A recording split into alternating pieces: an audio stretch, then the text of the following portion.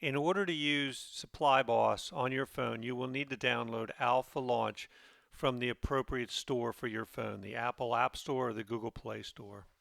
Click Open, and when AlphaLaunch opens, please click Cancel. In the bottom right-hand corner, click Settings, and then click on No Server Selected. On the bottom right, click Scan, and allow your application access to your camera.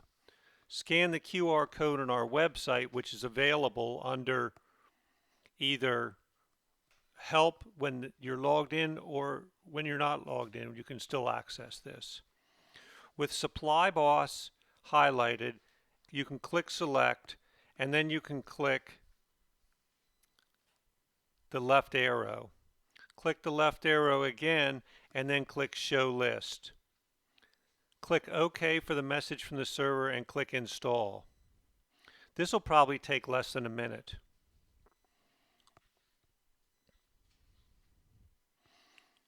The files will then need to be extracted, which will just take a few more seconds. Click OK, and the application is now installed on your phone.